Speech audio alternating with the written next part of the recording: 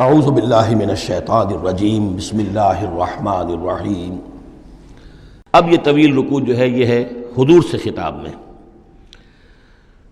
انہ لتنزیل من رب العالمین وانہ لتنزیل رب العالمین، اور یقیناً یہ قرآن جو ہے یہ تنزیل ہے تمام جہانوں کے پروردگار کی، اس کی طرف سے نازل کی جا رہی ہے۔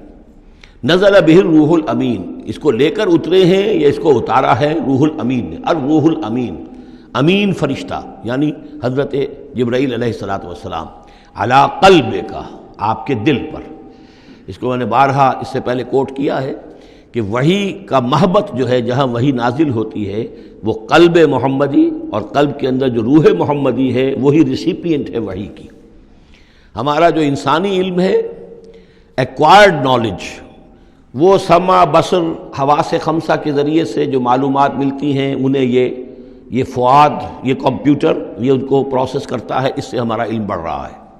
ایک علم وہ ہے جو براہ راست قلب کے اوپر آتا ہے فرشتے کے ذریعے سے، یہ القاء، الہام، عام انسانوں کے لیے بھی رویائے صادقہ، سچا خواب کبھی دکھا دیا اللہ نے، جو واقعہ ابھی ہونے والا ہے وہ آپ نے دیکھ لیا۔ وہ کہاں سے دیکھ لیا؟ کسی آنکھ نے نہیں دیکھا ہے وہ، بلکہ یہ کہ وہ در حقیقت وہ اس قلب کے اوپر وارد کیا گیا ہے۔ تو یہ جو ہے یہ وحی، یہ ہے ریویل نالج، اور اس کی ایک شکل وہ ہے جو محفوظ ہوتی ہے، جو فرشتے کے ذریعے سے آتی ہے، جس کی حفاظت کا پورا بندوبست ہوتا ہے، جس میں شیاطین کی کوئی دخل اندازی نہیں ہو سکتی، وہ صرف انبیاء کے لیے تھی۔ اس وحی کا دروازہ محمد الرسول اللہ صلی اللہ علیہ وسلم کے بعد بند ہو گیا۔ البتہ الہام، رویا، کشف یہ چیزیں اب بھی ہیں، لیکن یہ حجت نہیں ہے دین میں۔ دین میں حجت قرآن اور سنت، باقی کوئی شے حجت نہیں ہے۔ ہاں کسی کا اپنا کشف جو ہے وہ ذاتی کشف، اس کا اگر وہ شریعت کے خلاف نہیں ہے، ذاتی الہام اگر شریعت کے خلاف نہیں ہے، ذاتی طور پر اس کے لیے حجت بن جائے گا، لیکن کسی دوسرے کے لیے دلیل نہیں ہے۔ میں مانوں یا نہ مانوں یہ میرا اختیار ہوگا۔ آپ کا کشف جو ہے میرے لیے دلیل نہیں ہے، میرا کشف آپ کے لیے دلیل نہیں ہے۔ البتہ یہ قرآن دلیل ہے اور سنت رسول دلیل ہے۔ نزل بہ الروح الامین علی قلبک لتکون من المنذرین، تاکہ آپ بن جائیں خبردار کرنے والوں میں، بلسان عربی مبین، اور یہ نازل ہوا ہے اس زبان میں کہ جو بڑی روشن کھلی عربی زبان ہے۔ وَإِنَّهُ لَفِي زُبُرِ الْأَوَّلِينَ، اور یقیناً یہ پچھلے صحیفوں میں بھی موجود ہے، یعنی یہی وہ کتاب ہے کہ جس کے پرانے صحیفوں میں پیشن گوئیاں تھیں، اور یا یہ مطلب ہے کہ اس کے جو مضامین ہیں، اس کے جو بنیادی جو کنٹنٹس ہیں وہ پچھلے کتابوں میں بھی آئے ہیں۔ تورات کی تعلیمات بھی بنیادی طور پر یہی تھیں جو اس قرآن کی ہیں، وہ تو صرف کہیں کہیں شریعت کے تفصیلی احکام میں فرق واقع ہوا ہے۔ تو جو بھی پرانی کتابیں آئی ہیں، جو پہلی آئی ہیں، صحیفے آئے ہیں، ان میں بھی قرآن کی تعلیم موجود تھی۔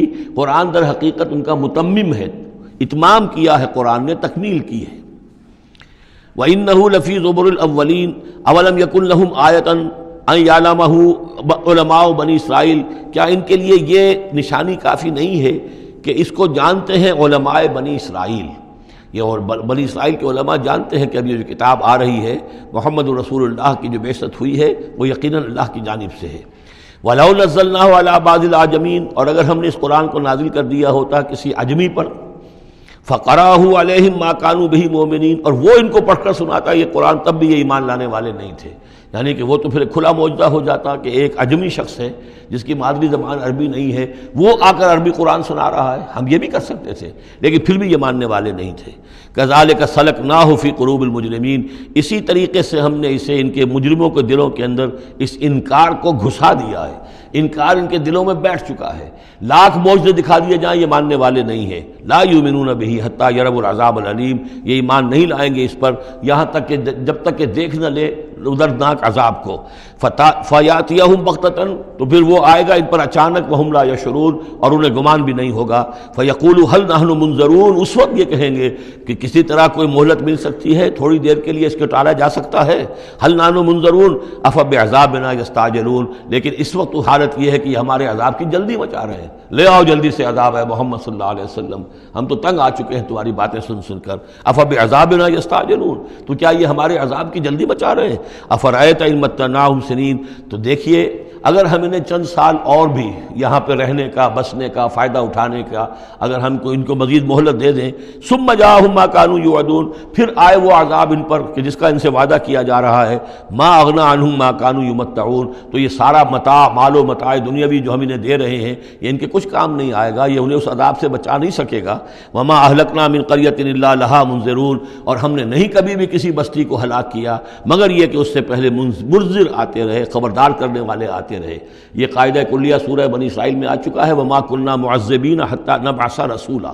وہ جو عذاب استیصال جس کو کہتے ہیں، جڑ کاٹ دینے والا عذاب، قطع دابر القوم الذین ظلموا، وہ رسول کی بعثت کے بعد، اتمام حجت کرنے کے بعد، ذکرا، یہ یاد دہانی ہے، یہ نصیحت ہے، وما كنا ظالمین، اور ہم ظالم نہیں ہیں، وما تنزلت به الشیاطین، اور یہ قرآن لے کر کوئی شیطان نازل نہیں ہوئے ہیں، جن جو ہیں وہ یہ بھی کہتے تھے کہ شاید جن ہوتے ہیں، ان کا یہ خیال تھا کہ جو بڑے بڑے شاعر ہوتے ہیں در حقیقت ان کے پاس ان جن قابو میں کیے ہوتے ہیں جو اتنی اچھی اچھی باتیں ان کو کہیں سے جوڑ کر شعر بنا کر دے دیتے ہیں۔ کیسے کہہ دیتے ہیں یہ شاعر لوگ، یہ ان کے اپنے اپنے گمان تھے۔ تو کہتے ہیں قرآن کو بھی کہیں شاید کوئی شیاطین جن ہیں کہ جو نازل کر رہے ہیں، وما تنزلت به الشیاطین وما ينبغي لهم، ان کے لیے ممکن ہی نہیں ہے، وما يستطيعون، وہ اس کی استطاعت ہی نہیں رکھتے، انہم عن السمع لمعزولون، وہ تو سننے سے بھی معزول کیے جا چکے ہیں۔